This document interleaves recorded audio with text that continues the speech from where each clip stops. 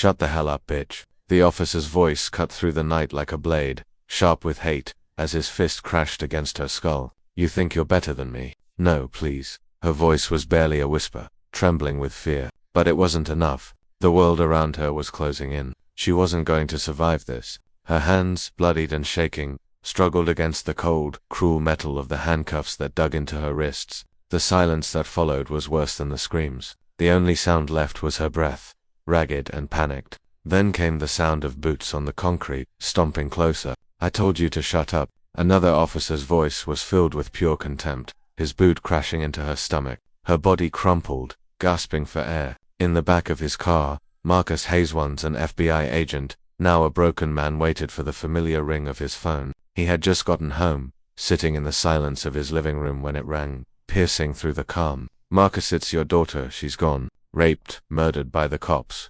The phone slipped from his hand, clattering against the floor as he stared, frozen, at the place where her smiling face used to be. His mind couldn't comprehend it. How? Why? The rage that surged within him was too much to control. His daughter, his only child, gone. The pain twisted into something darker, sharper. A cold promise formed in his heart. He wasn't just going to mourn. He was going to make them pay, one by one. No one could stop him. No one would save them. The phone hit the floor with a soft thud, but Marcus couldn't hear it. He couldn't hear anything. His heart was a loud, unforgiving drumbeat in his ears, drowning out the world around him. His daughter, Alina, gone. And just like that, everything he had fought for, every ounce of security he had provided for his family, crumbled to dust.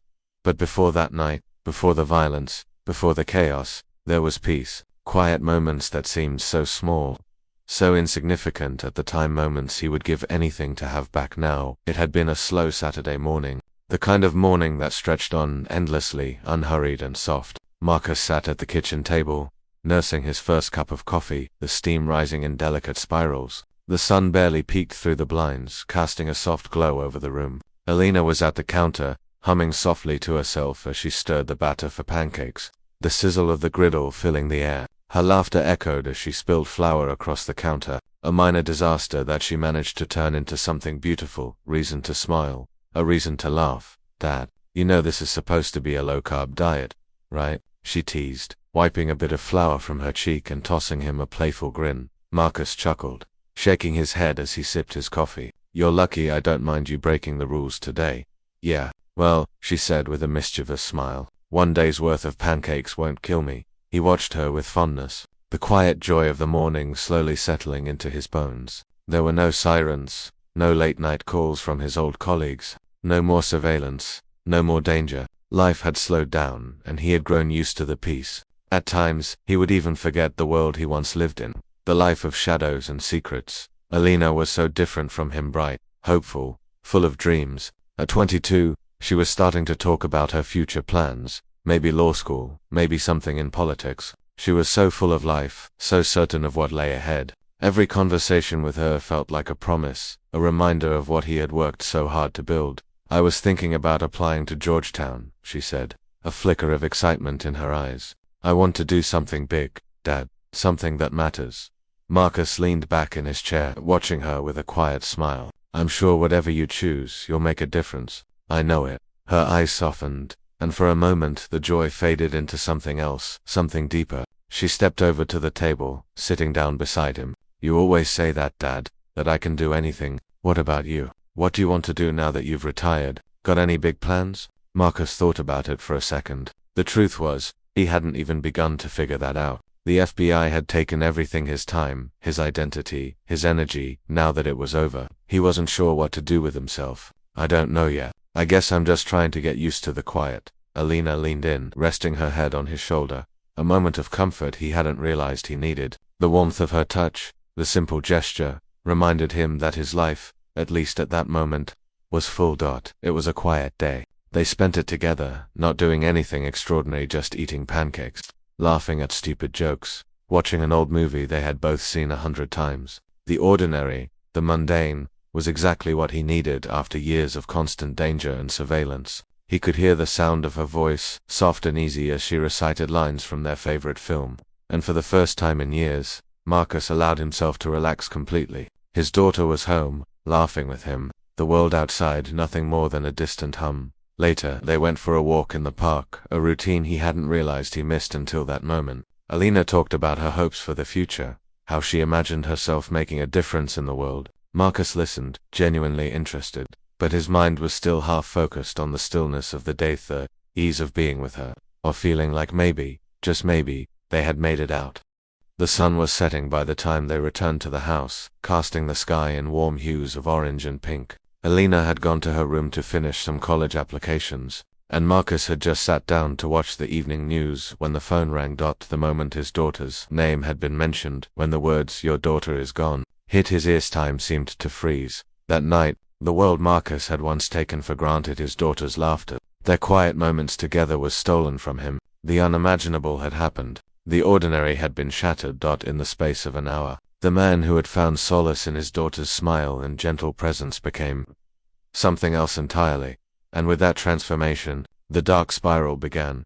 Marcus hadn't noticed the slow burn of tension in the air at first. Life had a way of numbing the senses when you weren't looking, when you were too wrapped up in your own peace to see the storm on the horizon. There were whispers in the community, more scattered murmurs about police brutality, about certain officers stepping out of line, but they were whispers, nothing more. The kind of talk you pushed aside, chalking it up to local politics, rumors, or the bitterness that seemed to hang in the air. But now, with everything that had happened, Marcus couldn't ignore the signs any longer. The uneasy silence that followed those whispers was louder than any of the rumors themselves. It had been just 2 weeks before the tragedy that Marcus had seen Officer Bailey on the street, standing with his fellow officers, speaking with an air of superiority that felt wrong. There was something about the way Bailey looked at him, like he was sizing him up, a challenge in his eyes that Marcus couldn't quite place. He hadn't thought much of it at the time. After all, Marcus had been out of the game for years, but now, looking back, the encounter felt charged, like the first drops of rain before the storm. That wasn't the only odd thing. In the weeks leading up to Alina's death, there had been subtle signs, strange shifts in the air. Alina had mentioned feeling unsafe a few times when she'd gotten home late from her part-time job. She'd brushed it off, laughing it off as typical college stress, but Marcus knew better than to dismiss those feelings. He was a father, after all. There was always something in the way she looked over her shoulder when she stepped into the house after dark. Always something a little too guarded in her smile when she told him everything was fine. The community was changing too. People who used to wave as they passed by now kept their heads down. News of officers involved in other cases of excessive force, some even accused of racial profiling, had become almost routine. But Marcus, wrapped in the peace of his retired life, had chosen to ignore it. He didn't want to believe that the very system he had fought for, the system that had taken so much from him over the years, could be so deeply corrupted. That was a war he thought he had left behind, but all that would come crashing down one evening, in a way Marcus never saw coming. It started with a missed call. Marcus had just come home from a quiet day in the park, his muscles still loose from the walk he'd shared with Alina. It was after dark, and Alina hadn't texted him yet. No big deal, he thought. She was probably studying with a friend or catching up on work. But as he pulled his jacket off, his phone buzzed. It was a number he didn't recognize. His stomach tightened. He answered on the third ring. "Mr. Hayes." The voice on the other end was calm, almost too calm. "This is Officer Williams, from the local precinct. There's been an incident." Marcus felt a sharp pang in his chest. An incident? The hairs on the back of his neck stood up, a cold dread crawling across his skin. "What do you mean, incident?" he demanded, his heart beginning to race. He tried to steady his breathing. "Where is Alina?" "Sir, it's with great regret that I inform you. Your daughter, she's been hurt badly." He didn't hear much after that. The words became a blur, his brain shutting down, unable to process the flood of information coming at him. Hurt badly? That didn't make sense. Alina hurt. By the time Marcus arrived at the hospital, the world had begun to slow, each step feeling heavier than the last. When the nurse led him into the room, his worst fears began to take shape in the form of cold, sterile reality. The walls, the harsh lights, the beeping machines, it all felt too sharp, too real. But it was the look in the eyes of the officers standing by her bedside that broke him. They were too still, too silent, their faces unreadable. It wasn't just that she was gone. No, it was the manner in which she had died, the brutality of it. The cold, calculated violence. Alina, his baby girl, had been raped and murdered, her life snuffed out in an instant by 4 men who had sworn an oath to protect her. He tried to speak, but his mouth felt dry. His mind was spinning. The officers didn't meet his gaze. Bailey was there, his face locked in a look that Marcus could only describe as indifference. They weren't sorry. They weren't afraid. They were simply ... there. The moment the details of the attack were revealed to him, a chilling realization began to settle in Marcus' gut. This wasn't random. This wasn't some freak accident. His daughter hadn't been a victim of an isolated incident. She had been targeted. For officers, the very people who swore to protect the community, who were supposed to uphold justice, had taken her life, and they thought they could get away with it.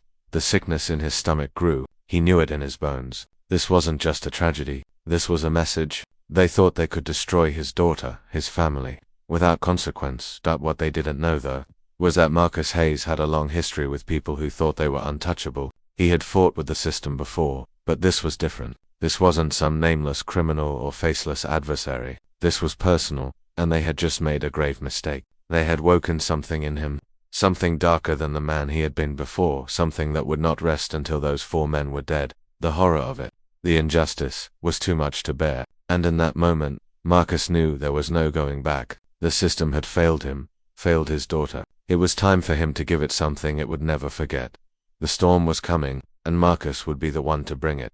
The days following Alina's death blurred into an endless void of numbness and rage. Marcus barely slept. His mind, in its futile attempts to find peace, recoiled at every waking moment. Every sound, the ticking of the clock, the hum of the refrigerator, the distant echo of passing cars felt like a relentless reminder of what had been taken from him. The world kept spinning, but Marcus stood still, suspended in a nightmare that he couldn't escape. His home, once a sanctuary, now felt like a prison. Every corner held a memory of her. The kitchen counter, where she'd spilled flour that morning. The worn-out sofa where they'd watched movies together. The hallway where she'd hugged him goodbye just days before everything was haunted. There was no escaping it. He couldn't breathe without feeling the weight of her absence. The oppressive silence where her laughter once lived. The first few days, he moved on autopilot. He buried himself in arrangements, in paperwork, in the process of laying his daughter to rest. But the emptiness gnawed at him. And when the funeral was over, when the crowd of well-wishers had left, and the silence returned to the house, Marcus found himself alone with his thoughts and the crushing weight of his grief. It was late one night when the full realization hit him. The moment he allowed himself to truly feel what he had lost. He sat at the kitchen table, the dim light from a single bulb casting long shadows across the room. A cup of coffee sat untouched in front of him, the steam long gone.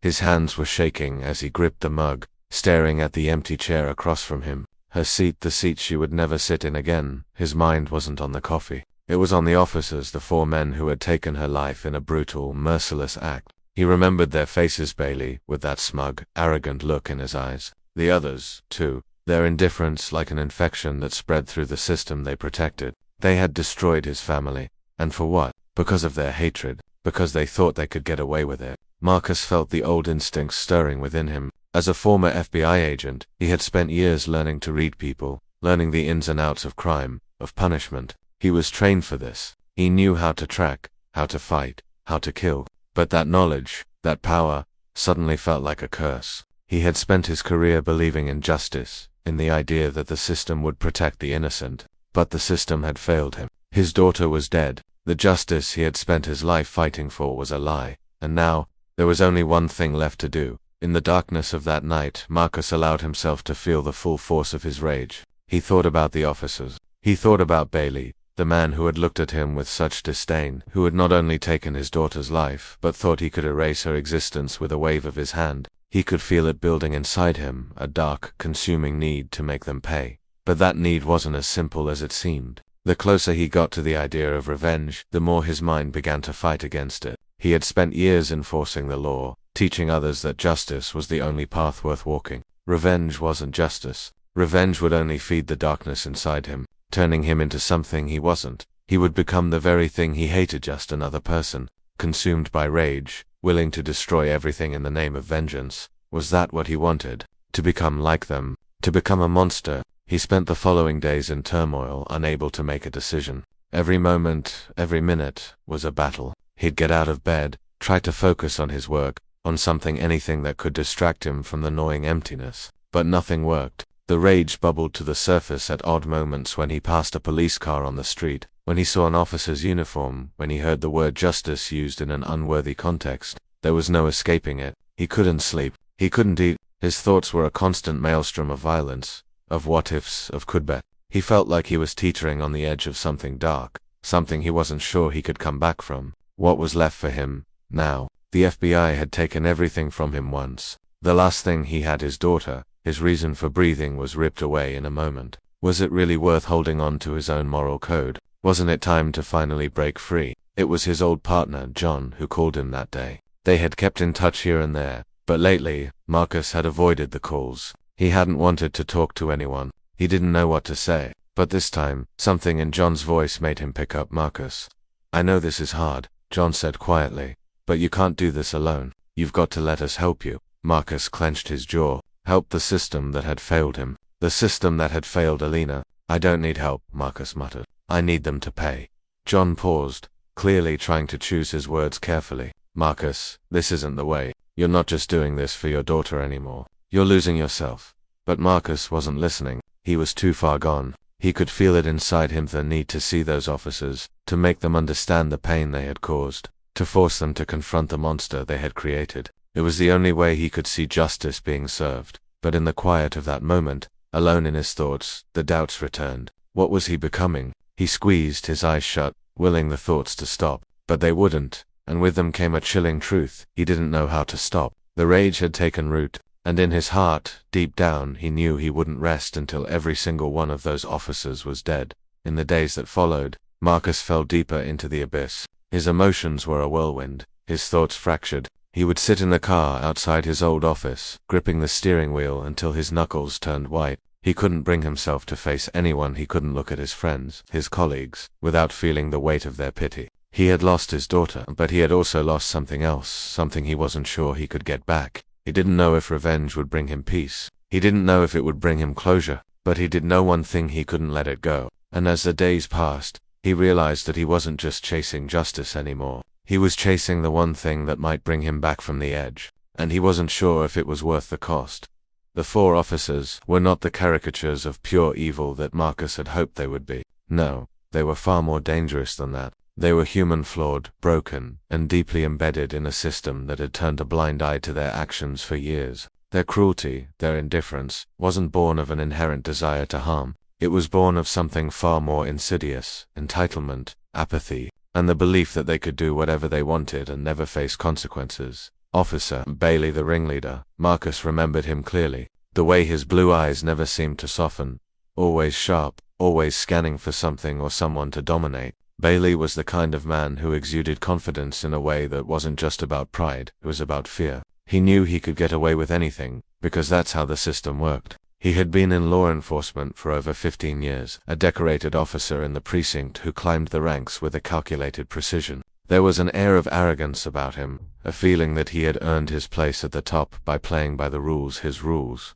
But those rules were never meant for anyone except people like him. Bailey came from wealth. His father had been a high-ranking official in the police force, his connections stretching far beyond the reach of any normal citizen. His family's history with law enforcement was one of power and control, not justice. He had grown up with a silver spoon in his mouth, raised to believe that people like him were above reproach. The world, in Bailey's eyes, existed to serve him. The system had always been his shield, a shield that allowed him to do things most people couldn't even dream of. But beneath that facade of authority and bravado, Marcus knew there was something far darker, man-driven not just by a thirst for power, but by something even more dangerous: a fear of losing it. Officer Grant, the follower, the enabler. Grant was the youngest of the 4, a rookie officer who had been assigned to patrol with Bailey just a few months before the incident. But in that short time, Grant had been molded into something almost unrecognizable. He was impressionable, eager to prove himself, to rise through the ranks. He had grown up in a rough neighborhood, a place where violence and lawlessness were as common as the streetlights. His upbringing hadn't given him the tools to question authority, only to follow it without question. His father had been a mechanic, barely scraping by, and his mother had passed away when he was young. Grant's world had been a constant struggle for respect, and he had learned early that you had to take power wherever you could get it. The way Bailey had looked at him like he was something to be molded and controlled had made Grant feel important for the first time in his life. Under Bailey's tutelage, Grant had come to see the world in black and white. His superiors were always right, the criminals always wrong. And when the line between right and wrong blurred, it was Bailey's word that had become his compass. Grant didn't see the killing of Alina as a tragedy. He saw it as part of the job. It was his duty to uphold order, even if it meant crossing lines. But there was a lingering emptiness in him that he couldn't shake, something that whispered to him in quiet moments. Something that made him question whether he was really a hero or just a pawn in a much larger game. Officer Richards, the enforcer, the bigot. Richards was a man who wore his bitterness on his sleeve. He had never been shy about his hatred for people of color. In a twisted way, he wore his racism like a badge of honor, convinced that he was doing society a favor by keeping the undesirables in check. It was easy for Richards to justify his hatred after all. He had been raised in a family that believed in a very particular view of the world, that power belonged to the white man, and everyone else should know their place.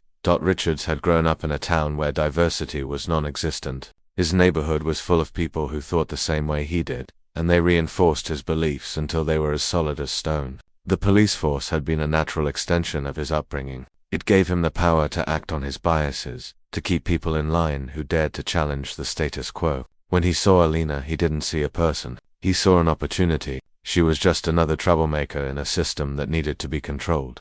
But Richards' racism ran deeper than just a personal opinion. It was a sickness, a twisted belief that had been passed down to him through generations. He didn't question it. He embraced it. He didn't care who he hurt or what he destroyed, as long as he could maintain his grip on what he saw as order. He was a ticking time bomb, and Alina had simply been in the wrong place at the wrong time.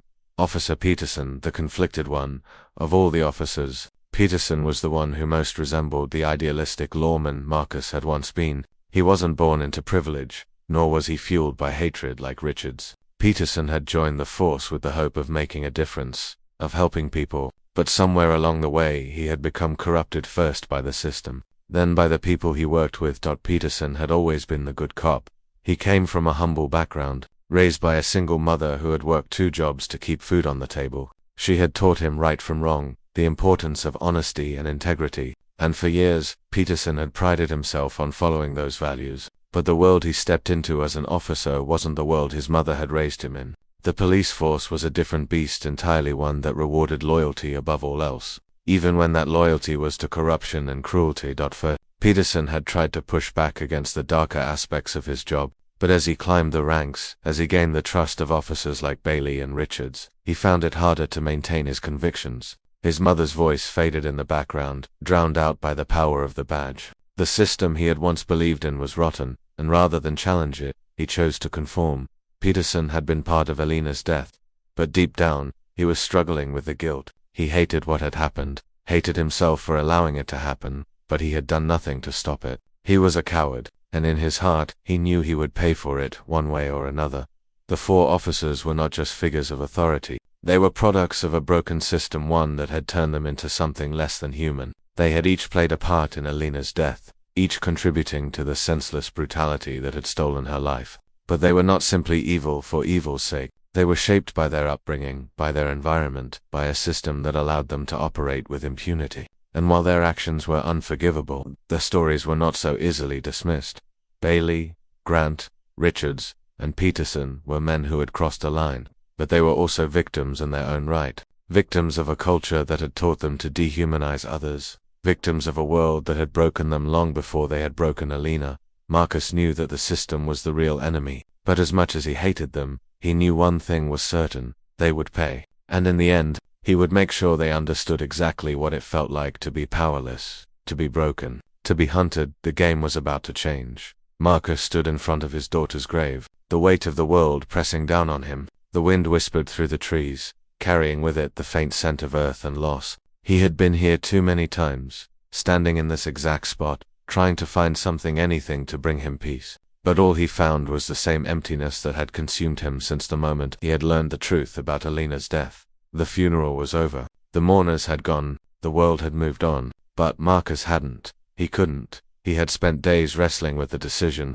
He had spent nights awake, staring at the ceiling, hearing his daughter's laugh echo in his mind, feeling the empty space where she used to be. There were moments when the thought of vengeance seemed like the only thing that could fill the void, the only thing that could silence the rage that burned through him like wildfire. But other moments, quiet moments, when the world seemed to hold its breath, he wondered if he was only trying to fill the hole with something destructive, something that would leave him just as empty in the end. Was this about her? About Alina's memory? Or was it about him, about his own need for control?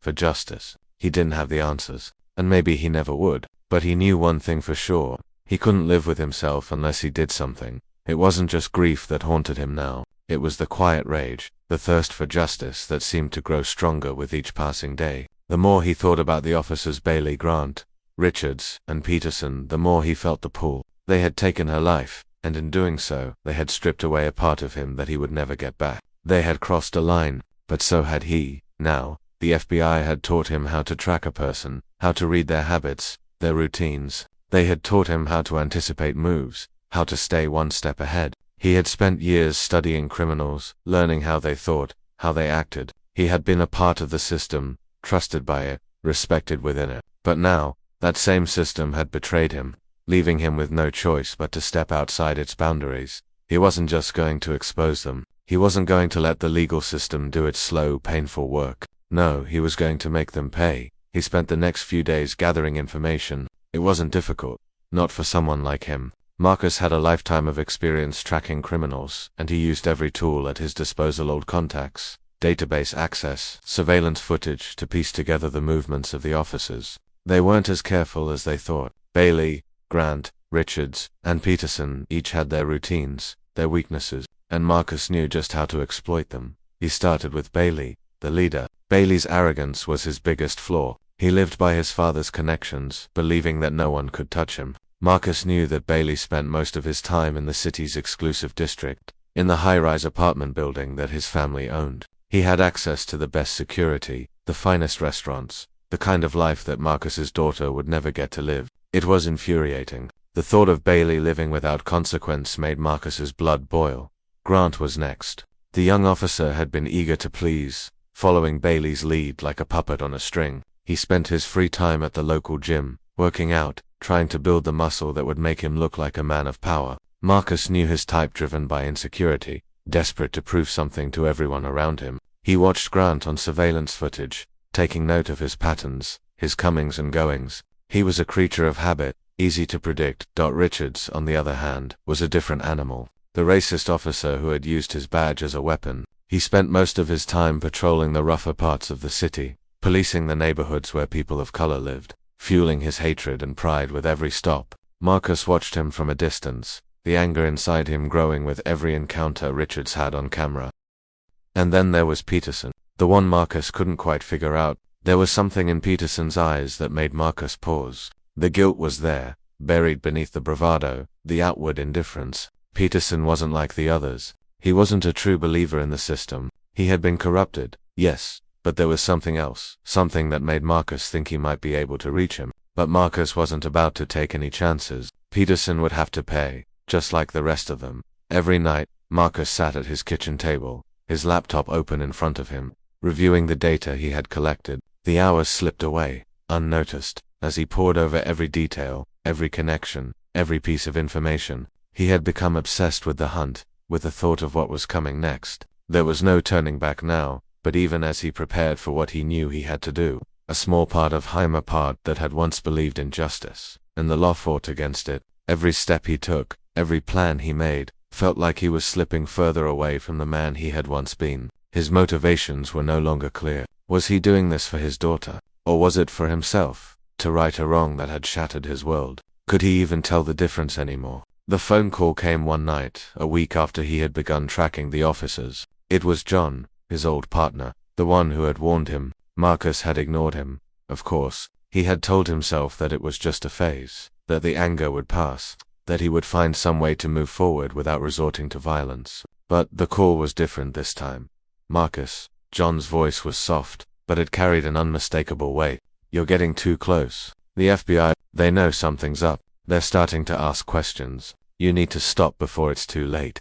Marcus's heart pounded in his chest. He knew John was right. He had crossed the line. The thought of going back, of letting the system handle it, he couldn't stomach it. But at that moment, the truth hit him like a hammer. He wasn't doing this for justice. He wasn't doing this to make things right. He was doing this because he needed to. Because he couldn't live with the fact that they had taken everything from him and gotten away with it. He couldn't let them walk free. I can't stop, John, Marcus said, his voice cold. I have to do this.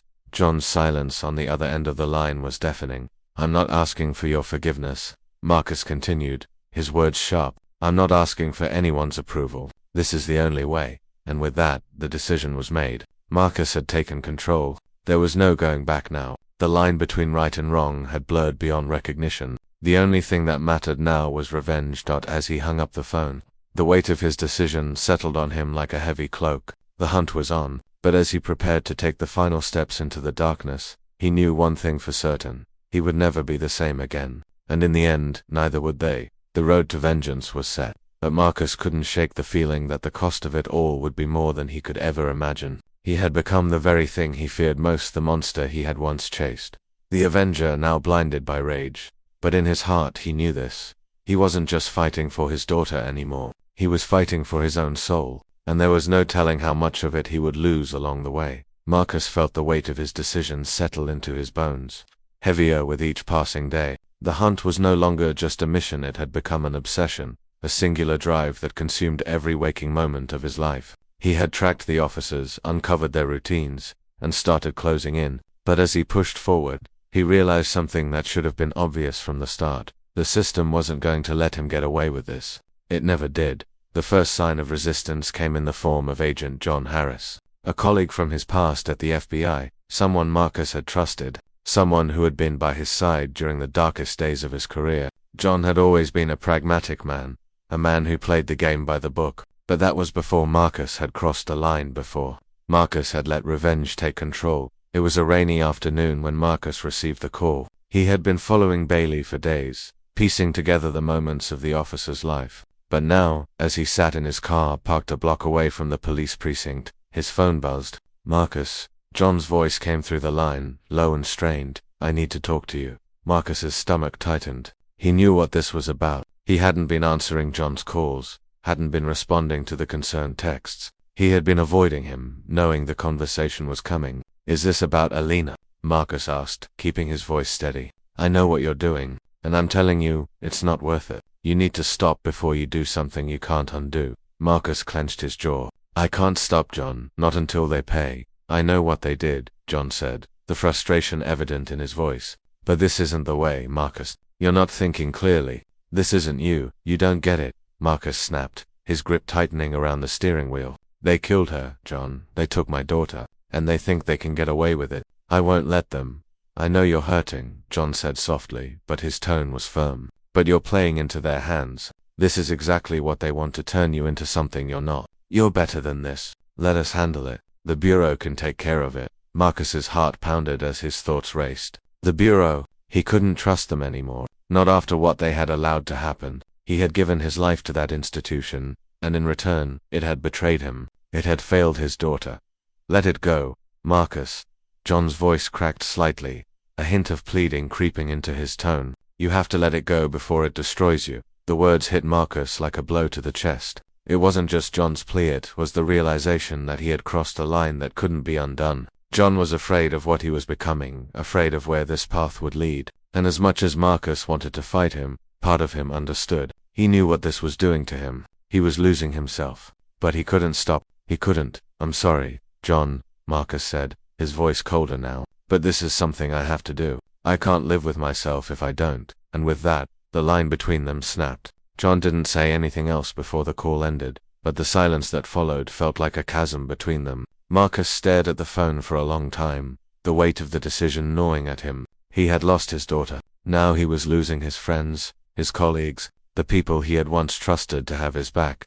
But the resistance didn't stop with John.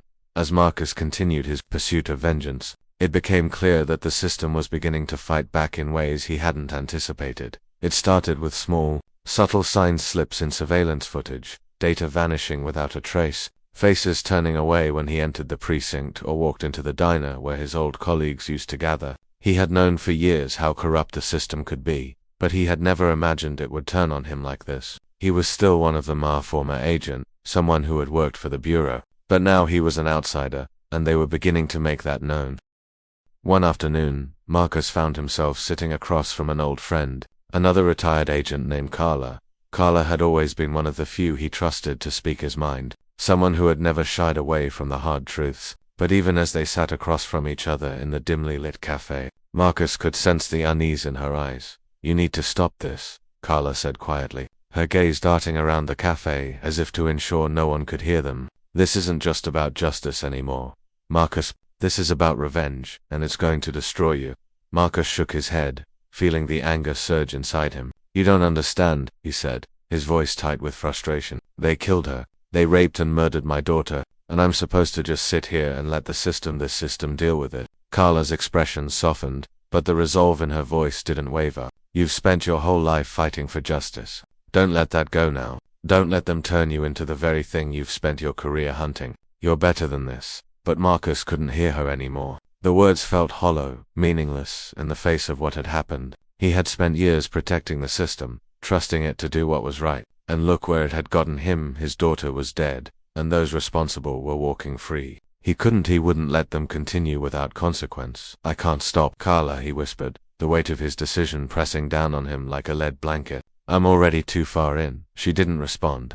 Her eyes filled with sorrow as she reached across the table, laying a hand on his. I don't want to see you become what you've always fought against, Marcus. The more Marcus pushed, the more the system pushed back. The calls from old colleagues stopped coming. News of the investigation into his activities began circulating through the bureau. Those who had once been allies started distancing themselves. A colleague he had trusted for years, Agent Richard Hayes, had started asking questions about Marcus's whereabouts, about his sudden absence from the scene. That it was clear now that the bureau knew exactly what he was doing, and they weren't going to let him get away with it. One evening, after a long day of surveillance, Marcus was approached by an unexpected visitor, his old superior, Director Thomas McCarthy. McCarthy had been a mentor to Marcus when he had first joined the bureau. He had seen potential in him, trusted him with some of the most difficult cases. But now, as McCarthy stood in front of him in his dimly lit office, the look in his eyes was one of cold authority.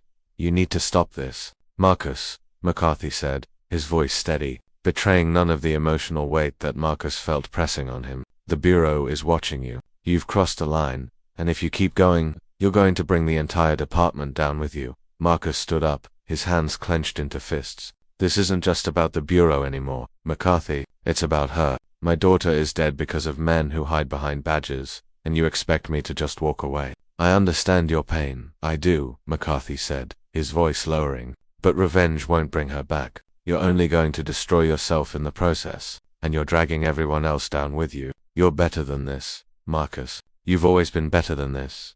Marcus's eyes narrowed. Then why didn't the system protect her? Why didn't you? McCarthy's silence was all the answer Marcus needed. The betrayal, the realization that even the men he had trusted, his mentors, his colleagues, had no real interest in justice, but only in protecting their own. With that, Marcus knew that he had already crossed a line that couldn't be undone. There was no going back now. The system had failed him, just as it had failed his daughter, and if he had to burn it all down to make them pay, then so be it. Marcus's journey had only just begun, and though the resistance from the system stung, he knew one thing: there was no going back. They had forced his hand. Now, the only thing left was to make them all feel the weight of his wrath, and he wouldn't stop until every last one of them paid. As the days passed, Marcus became more determined, more ruthless. He was already losing himself if he wasn't careful. He would become the monster they had tried to make him. But in the quiet moments, when the world seemed still, he would remember her, his daughter, Alina, know that whatever came next, it was for her, and that would have to be enough. The warehouse loomed in the distance, its rusted metal walls reflecting the harsh glow of the streetlights. Marcus stood in the shadows, his breath shallow and quick, his body tensed like a spring. This was it. This was the moment that had consumed him for weeks, for months. The men who had taken his daughter, who had thought they could erase her life as if it meant nothing, were inside that building. Bailey, Richards, Grant, and Peterson could feel their presence like a dark cloud hanging over him. His FBI training had prepared him for everything but this. The hunt, the tracking, the build-up, he had done it all. But now, as he stood there, the weight of what he was about to do crashed down on him. He wasn't just about to face them. He was about to cross a line that he could never return from. He had already crossed so many lines. The system had failed him, and now he was about to become part of the system he had once fought against. He had spent his life chasing down criminals, upholding justice, but now he was hunting men who wore badges, men who had taken his daughter. He had become everything he despised. The door to the warehouse creaked open, and Marcus moved with practiced precision, slipping inside like a shadow. He knew the layout of the building, had studied every inch of it. The officers had used this place as a meeting point, a hideout where they could avoid the watchful eyes of the law. It was supposed to be safe, a sanctuary from the consequences of their actions. But tonight, it was the place where everything would come to a head. He moved silently, slipping past boxes and crates, the sound of his footsteps muffled by the thick dust that coated the floor. His heart hammered in his chest, his mind racing as he prepared himself for the confrontation. It wasn't just about the physical fight, it was the emotional and psychological toll that had been building inside him. What was he really doing here? Was this about justice, about making them pay for what they did to his daughter? Or was it about something deeper, something darker inside him that he had never allowed himself to confront? He reached the back of the warehouse where the officers were gathered. Bailey stood at the center, a smug expression on his face as he laughed, clearly enjoying his moment of dominance. Grant was nearby, eyes glued to his phone, his back turned. Richard stood near the windows, scanning the streets outside, ever vigilant, ever certain of his power. Peterson was sitting on an old crate, his hands resting on his knees, looking almost bored. For a moment, Marcus hesitated. He had them in his sights. He could end it here, end it all. But as he stood in the shadows, the realization hit him. These were just men, flawed, broken, yes, but men all the same. They had families, backgrounds, fears. They weren't the monsters he had made them out to be in his mind. No, they were the same as him, products of the same system that had failed him. And in the end, he wasn't just punishing them, he was punishing himself. Bailey's laughter echoed through the warehouse, cutting through Marcus's thoughts like a knife. He stepped forward, his movements deliberate, his body still, his breath steady despite the turmoil inside him. The officers froze. Bailey was the first to turn, his eyes narrowing as he recognized Marcus standing in the doorway. The smile faded from his face as realization set in. He stood up slowly, his hand instinctively moving to the holster at his side. "Marcus Hayes," Bailey sneered, his voice dripping with mock amusement. "Didn't expect to see you here. Thought you'd be too busy playing the hero to bother with real work."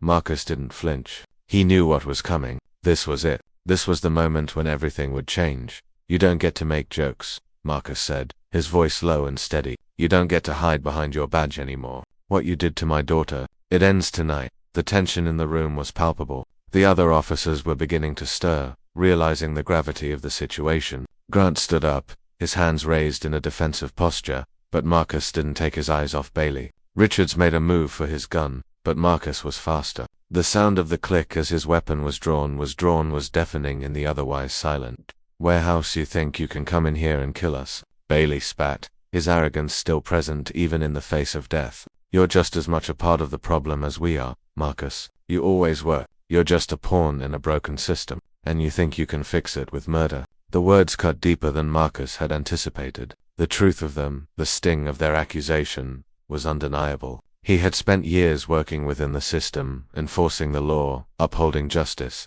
and now here he was, standing on the other side of it, prepared to do something he would never have considered before. He had become the very thing he had spent his life fighting against. A man who believed that revenge was justice. A man willing to destroy everything, including himself, to make those who had wronged him pay. Bailey's words lingered in the air, poisoning the moment. Marcus's hand tightened on the gun, his finger itching to pull the trigger, to end this, but then he saw something that stopped him cold. Peterson, who had been standing quietly off to the side, his face pale, his body trembling slightly, met Marcus's gaze. For the first time since Marcus had walked in, Peterson's eyes weren't filled with anger or indifference. They were filled with regret, with guilt. Marcus could see it in the way Peterson's hands clenched and unclenched, the way his breath came in short, shallow gasps. "I didn't want this," Peterson said quietly, his voice shaky, almost pleading. "I didn't." He stopped, his words trailing off as if he couldn't bring himself to finish. "I never should have." "You didn't stop it," Marcus said, his voice cutting through the air like a blade.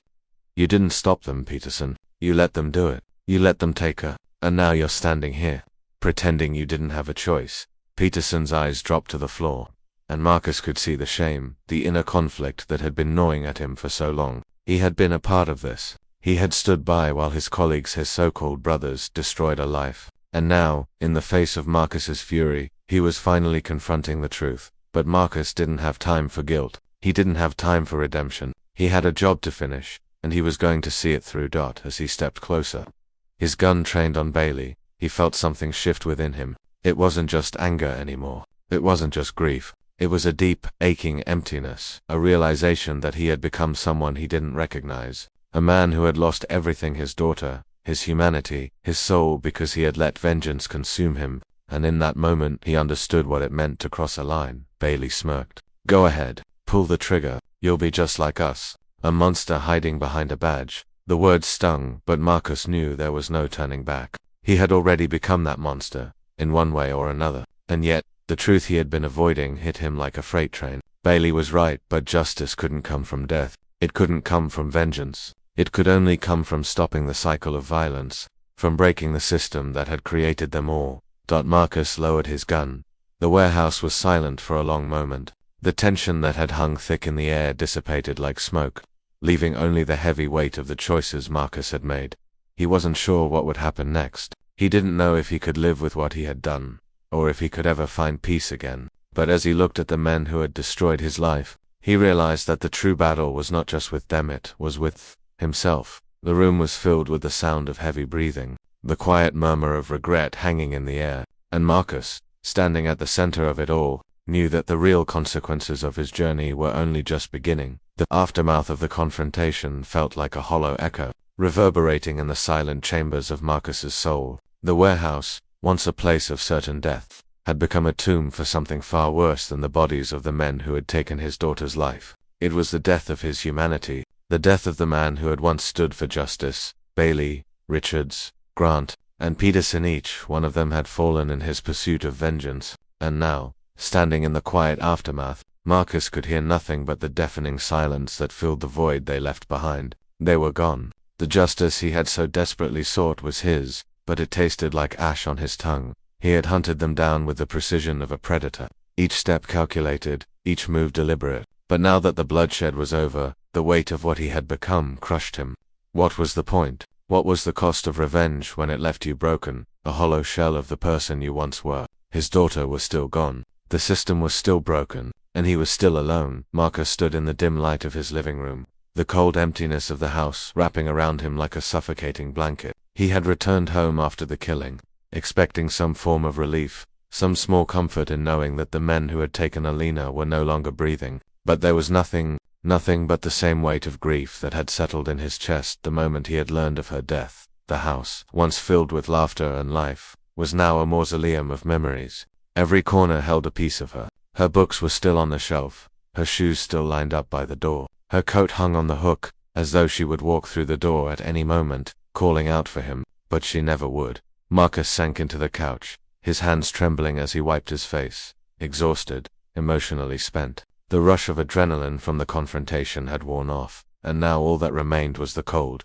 aching emptiness that seemed to stretch on forever. He had been so certain that killing the men who had killed his daughter would bring him peace, that it would restore some semblance of balance, of justice. But now, all he could see were the faces of the officers as they lay dying, their eyes wide with shock and fear. He could still hear their final screams, their pleas for mercy. It was a noise that would haunt him for the rest of his life. A few days later, Marcus found himself standing at Alina's grave. The wind was cold, biting against his skin, but he barely noticed it. His mind was elsewhere, trapped in the same cycle of thoughts that had been spinning in his head for weeks. Did I make the right choice? He had killed them. He had avenged her death. But what had it really brought him? What was left? He knelt before her grave, his eyes scanning the headstone, the name etched into the cold stone. Alina Hayes, beloved daughter. Alina, he whispered, his voice thick with grief. I did what I thought I had to do. I thought it would bring you justice. I thought it would make it right. His fingers traced the edges of the gravestone, feeling the coldness of it, the finality. He had done what he thought was necessary, but now he was left with nothing but this grave, and the emptiness that had taken root inside him, that he wasn't sure could ever be filled. I'm sorry, he said, his voice breaking. I'm so sorry I couldn't protect you. Marcus sat in the dirt, his eyes closed, the wind whistling around him like a mournful song. He had become the very thing he had sworn to fight against. The men he had killed, they had been human, just like him. They had been corrupted by the system, yes, but they had been driven by something inside themselves that Marcus now saw reflected in his own soul: fear, anger, the need to be in control. And in trying to avenge Alina, He had let that same darkness take hold of him. In the days that followed, Marcus became a ghost. He moved through the motions of life, but there was no life left in him. He couldn't look at anyone without feeling the weight of his actions. His colleagues, his friends, those who had once been a part of his life now felt like strangers. Even John, who had warned him, had kept his distance. Marcus hadn't expected forgiveness, but he had hoped for understanding. Instead, he was left with the cold truth. His quest for revenge had consumed him. It wasn't just the officers he had killed. It was the man he had once been, the man who believed in justice, in the rule of law. That man was gone. In his place was someone else. Someone who had destroyed everything in his path. Someone who had let the rage take over. Who had become a monster, just as Bailey had said. One night, Marcus sat at the kitchen table, staring at the same coffee mug that had been there when Alina had made pancakes. The memory of that dither, simple joy of being with her, of hearing her laugh, felt like a lifetime ago. His eyes flickered to the window where the dim light of the street lamps outside cast long shadows across the room. He had become a man who operated outside the law, outside the system that he had once believed in. He had taken his vengeance, but at what cost? What was the price of justice when it left you broken, hollow, when you realized that the thing you had sought was never justice at all, but something darker? I don't know who I am anymore, Marcus whispered to the empty room, his voice barely audible. I don't know what I've become. Marcus's world had been turned upside down, shattered by the pursuit of revenge. And now, as he stood at the precipice of his own darkness, he realized that the cost of his journey had been too high. He had taken down the officers. He had avenged his daughter's death. But he was no closer to peace. He was no closer to the man he had once been. The consequences of his actions were irreversible. He could never undo the deaths of Bailey, Richards, Grant, and Peterson. He could never undo the darkness that had overtaken him. He could never undo the fact that he had become someone he didn't recognize. The path he had taken had led him to this moment broke, empty, and unsure if it was all worth it. And as he stood there, staring into the abyss of his own soul, the answer seemed painfully clear. It had never been about justice. It had never been about making things right. It had been about him, about his need for control, for vengeance, for something, anything to fill the emptiness left by the death of his daughter. But now that the vengeance was complete, all that was left was the emptiness. The story of Marcus Hayes, the man who had once been an agent of justice, had come to a tragic end. His pursuit of revenge had consumed him, leaving him hollow and broken. As he stood before his daughter's grave, the only thing he could do was mourn the loss of everything he had once been. And as he walked away, the weight of his choices settled on him like a shroud, leaving him to wonder if it had all been worth it. In the end, there was no justice, just loss.